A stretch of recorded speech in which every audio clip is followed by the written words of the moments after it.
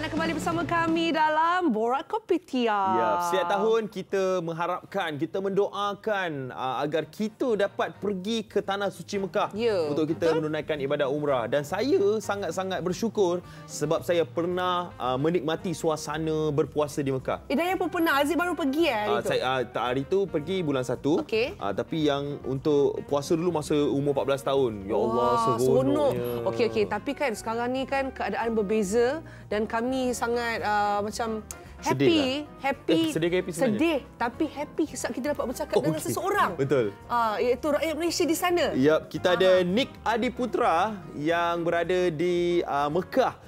Sekarang ini Mekah yang kita tahu ada juga pandemik COVID-19 yang berlaku di sana. Jadi jom kita bersama, kita video call bersama dengan Nick Adiputra. Assalamualaikum Abang Nick. Waalaikumsalam warahmatullahi wabarakatuh. Apa khabar? Khabar baik, alhamdulillah. Okey, sebelum kita bercerita lebih lanjut lagi, kita mungkin nak tanya Abang Nick berada berapa jauh dengan Masjidil Haram Abang Nick daripada rumah? Lebih kurang dalam 10 km rumah saya ke Masjidil Haram. Oh, tak jauh sangatlah ya kiranya. Tak jauh sangatlah. Tak jauh lah. Dekatlah. Rumah saya masih lagi di kawasan Tanah Haram. Oh, masih lagi dalam Tanah Haram, seronoknya. Okey, nak tahu juga kat sana ni sekarang pukul berapa ni Abang Nick? Lebih kurang 3.17 lebih kurang. 3.18. Maksudnya nak sahur dah tu, dah tak lama lagi tu. Jangan tahu. Kita kacau sikit je. Kacau sikit. Sahur dengan kita orang. Okey, mungkin Abang Nick boleh cerita sikit macam mana suasana pandemik dekat sana. Sebab ramai rakyat Malaysia yang tertanya-tanya, bagaimana dengan keadaan Mekah, bagaimana dengan keadaan Tanah Suci dalam suasana pandemik ni, di mana banyak negara yang telah pun diarahkan untuk lockdown, untuk perintah kawalan pergerakan. Bagaimana di Mekah? Mungkin Abang Nick boleh cerita sedikit? So far, suasana pandemik sini masih lagi terkawal. Walaupun kita lihat ada kes yang meningkat dari hari ke hari. Tapi itu disebabkan kerajaan Saudi dia melakukan saringan dari rumah ke rumah. Oh. Okey. Alright. Pergi rumah ke rumah untuk membuat saringan Ya. Setiap rumah tak ada yang tinggal? Tak ada yang tinggal. Oh, macam Abang Nick punya rumah dah kena ni dah, saringan dah?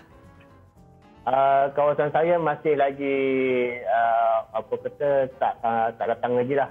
Ya. Okay. Sebab dekat sana sekarang jangan tumpukan kawasan yang penempatan yang padat, macam dekat di Bukit Haji, kawasan Haram lah, dekat dengan Masjidil Haram. Okey, Abang Nick, kami difaham dekat sana memang total lockdown. Memang maksudnya tak ada orang keluar bekerja, tak ada kereta di jalan raya, betul ke Abang Nick? Tak. Untuk yang bekerja, yang lebih kurang macam Malaysia juga, macam nurse, polis, bahagian komunikasi, diorang masih lagi bekerja. Untuk yang tak bekerja, kita dibenarkan keluar daripada pukul 9 pagi hingga 5 petang sahaja. Okey, masih lagi boleh keluar lah, tapi dikawal lah ya? Dikawal. Okey, maknanya perintah kawalan pergerakan juga lah rasanya di situ. Okey. Jadi Ramadan di Masjidil Haram di Tanah Suci Mekah sangat-sangat meriah. Saya tengok tiap tahun saya buka TV untuk saya tengok solat tarawih bagaimana di Mekah. Jadi macam mana untuk tahun ini? Memang semua orang tak boleh bersolat di Masjidil Haram ke macam mana, Abang Nick? Untuk solat tarawih pada bulan Ramadan ni, hanya staf-staf Masjidil Haram saja yang dibenarkan. Orang yang luar, tidak dibenarkan masuk sama sekali. Okey. Maksudnya itulah sebab kita takut kita ada dapat info cakap dia benarkan. Ada info kata bukan, dia partly dibenarkan. Maksudnya staf-staf sahajalah yang boleh masih lakukan jemaah di sana. Okey. Kalau Masjidil Haram meriah, di Masjid Nabawi dekat Madinah pun meriah juga. Adakah Masjid Nabawi juga sama keadaan dia macam Masjidil Haram? Apa yang saya dengar sama dengan Masjidil Haram, hanya staf masjid saja yang dibenarkan untuk solat di dalam masjid. Ya Allah, untung kepada mereka yang memang bekerja di sana. Kan, kalau saya tengok ada satu gambar di mana ada seorang cleaner di Masjidil Haram dapat sembahyang seorang-seorang depan Kaabah. Ya. Seronoknya. Rezeki.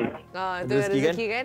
Tu bagi saya tu nak tahu juga macam bila bercakap tentang lockdown dan juga curfew di sana, dari segi tindakan undang-undang macam mana? Adakah dikenakan denda ataupun mungkin boleh dipenjarakan kerana ingkar, Abang Nik?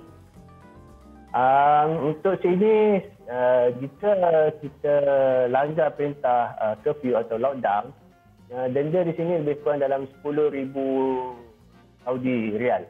10,000 rial Wow. Oh, memang tak ada orang yang langgar lah tu Abang Nik ya. No compromise. No compromise. Siapa langgar cari pasal namanya. 10,000. Yes. Itu adalah satu jumlah yang sangat besar Tegas. tau. Ya. Ui. Okey, tapi kalau bantuan-bantuan pula, okey, ke atas pula telefonnya. Kalau bantuan-bantuan yang diberikan kepada mereka yang berada di Saudi macam mana? Macam yang pemegang visa kan, Abang Nik? Ada tak keistimewaan? Okey, sekarang kerajaan Saudi dia membantu maknanya orang daripada negara lain yang visa dia tamat.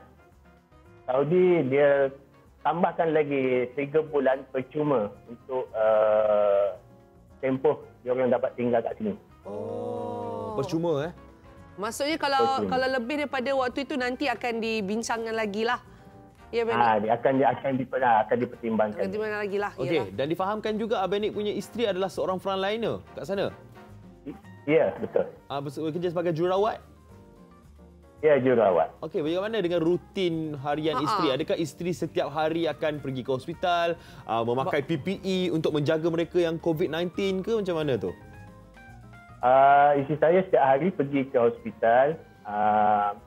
Dia mungkin akan mengenakan pakaian PPE bila dia akan attach dengan pasien yang ada COVID-19 ni. Jadi terlibatlah isteri Abang Nik terlibatlah untuk menjaga mereka yang COVID-19 Tak terlibat secara langsung. Tak terlibat secara langsung lah. Tapi of course lah dalam keadaan begini semuanya berjaga-jaga kan. Directly ataupun indirectly. Saya percaya Abang Nik pun risau tiap-tiap hari kan isteri pergi kerja. Risau pergi hospital kan. Ya. Nak tanya lah Abang Nik. Apa je menu bersahur dekat sana ni? Hari kita ni tak cerita pasal COVID sekejap. Sajalah tanya kat Malaysia kat Mekah ni. Makan apa ini? Aduh. Menu hari ni menu biasa saja. Apa kata tetap lagi lidah Malaysia. Ada juga budu. Baru nak cakap mesti ada budu. Mesti ada. Kalau tak boleh tak kena lah tu lagi. Itu stok Malaysia lah. Yeah. Stok daripada Malaysia lah budu tu. Stok daripada Malaysia. Ui, seronok. Budu tiap-tiap hari lagi je. Tapi kalau kan kita biasa, kalau orang Malaysia kan, kita sibuk nak makan nasi Arab, Mandy chicken lah, lamb kapsah, ambut cerita sama makanan. Tapi kalau macam Abang Nik dekat sana sendiri, teringin tak? Teringin tak nak makan macam tu? Ke memang nak makanan Malaysia juga? Makanan Malaysia juga, tetap makanan Malaysia juga. Sebab Abang Nik dah berapa lama kat Mekah ni? Alhamdulillah, saya dah kat sini lebih kurang dalam 6 tahun. 6 tahun dah. Daya bayangkan. Saya yang pergi 6 hari pun tak nak makan pun nasi Arab setiap hari. Memang mula-mula pergi tu memang teringin lah. Okey, hari ni nak nasi Arab, esok nak nasi Arab, lusa nasi Arab. Tapi lepas 6 hari, tak nak. Kita nak cari makanan lain. Saya Abang Nik, orang Pahang terpoyak ikan patin lah kita. Okey, Abang Nik, kita dah dengar ucapan Abang Nik. Kan, kita tahu COVID-19 ni ramai rakyat Malaysia yang di luar negara terkandas dan kiranya macam Abang Nik salah seorang yang melaluinya di Mekah. Jadi mungkin ada beberapa ucapan nak kongsi dengan kami? Saya nak buat ucapan selamat puasa, boleh tak? Silakan, boleh. Apa tak boleh tu Abang Nik? Okay, saya nak ucapkan selamat menjalankan ibadah puasa buat family saya di Terengganu, Kelantan dan Perak. Dan terutama sekali kepada anak sulung saya, Puteri Nawak Imani yang berada di Malaysia. Minta maaf Abah tak dapat balik. Lagi? Dan semoga wabak ini berakhir dan kita semua dapat menjalani kehidupan seperti biasa. InsyaAllah. Stay safe, stay at home. Kita jaga kita. InsyaAllah. Alhamdulillah. Benik, terus untuk update kan mengenai keadaan dekat Mekah sebab semua rakyat Malaysia, semua umat Islam sangat merindui suasana di Masjidil Haram ni. Jadi kita harapkan agar wabak ni dapat berakhir dan ramai lagi umat Islam seluruh dunia dapat pergi kembali ke Mekah untuk menunaikan umrah ataupun ibadah haji selepas Dan ini. Benik pun boleh berjumpa dengan anak Benik tak lama lagi, insya-Allah. InsyaAllah. Okey, Benik, selamat bersahur. Okey, selamat. Assalamualaikum. Wah, saya Haziq, jujurlah saya bila cakap sampaikan salam ke anak tu, saya macam rasa sedih, terkesan. Ibu mengandung macam tu. Bukan sebab ramai rakyat Malaysia di luar yang terpisah dengan anak, dengan suami, dengan isteri disebabkan COVID-19. Kita kena kuat, okey?